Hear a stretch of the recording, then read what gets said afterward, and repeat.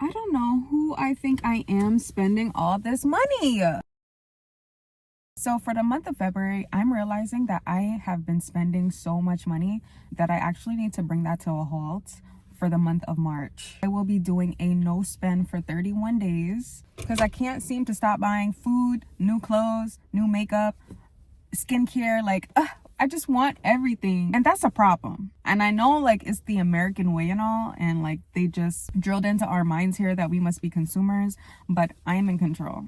I need to start being more cognizant of how I spend my money and where I spend my money. So I personally like to do no spend months just to slow down my thinking when it comes to buying a product.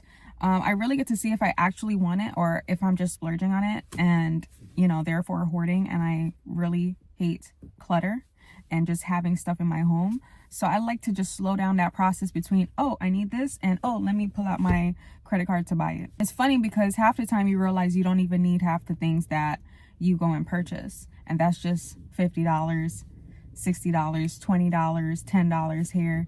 It adds up to a lot, and it really is worth just being more aware of your habits and what your triggers are. So I wanted to share with you guys my top 5 tips to do a no spend month, because I have developed a plan for whenever I want to do a no spend month or even quarter. I haven't done a no spend year as yet. I've only done a quarter or a month. I do recommend just maybe doing a no spend weekend or a no spend day just to ease yourself into it if it's your first time, because you're gonna realize some stuff about yourself. Okay, if you're a person like me, you're gonna have to ease yourself into it, and then you could do a no spend year or a no spend month with ease. So my first tip is to discover your why. Why do you want to do this in the first place? Is it just because you've seen it on YouTube?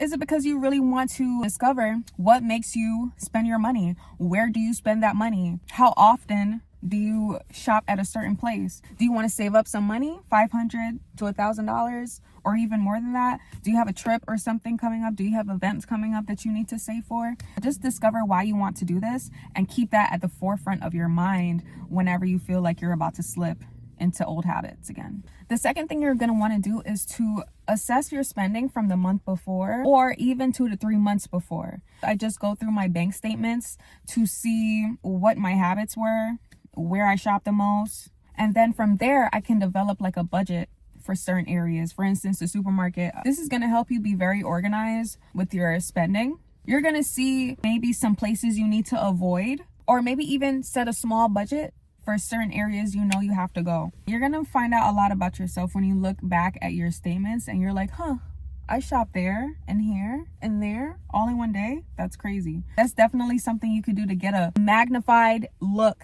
into your shopping history so that you don't continue the same habits into this new chapter you're stepping into, because we are now responsible adults with our hard-earned coin.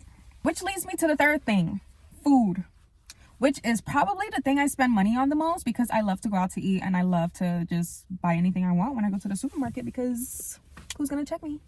I love to shop at the supermarket, and sometimes that could be a big problem because I make a list and sometimes I just follow my heart when I get there.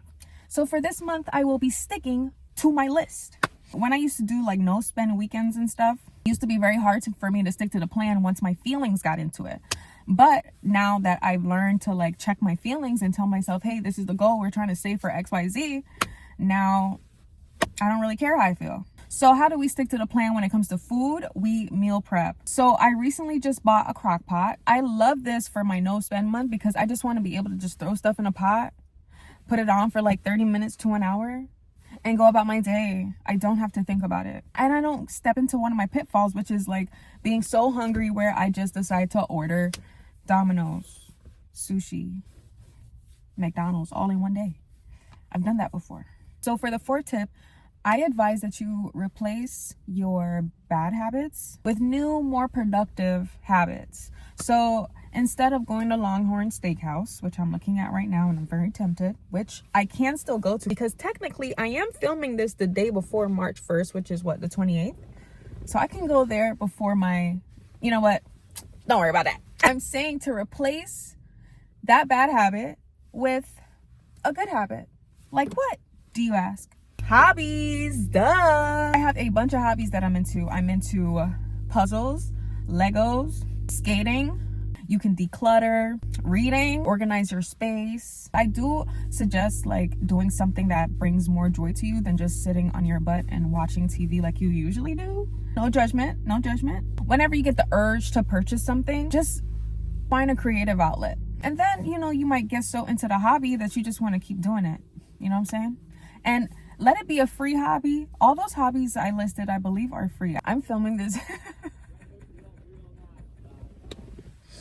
I'm filming this video in a Red Robin parking lot and people are just like staring at me, and I know that I look crazy, but I'm just gonna keep talking because I don't care what you say or what you think. I'm just gonna do me. Anyways, for my fifth and final tip, thank God, let me get out of here before people think I'm crazy talking to myself. If you are also going to do a no buy month and you happen to slip up, give yourself some grace and try to finish the month out strong. Just because you maybe went over budget or you ended up spending some money, that does not mean that we just discard the plan. We stick to our plan no matter what happens. And then when you do another no spend month, you'll remember, oh, these were my weaknesses last time. This is what I'm going to do so I don't fall back into the same pattern. So just a quick wrap up. 1, find your why. 2, take a look at your statements for the last 3 months. 3, set a budget and plan your meals for each week. 4, replace bad habits with good, productive ones. And 5, don't beat yourself up, don't give up, and good luck. Bye, guys.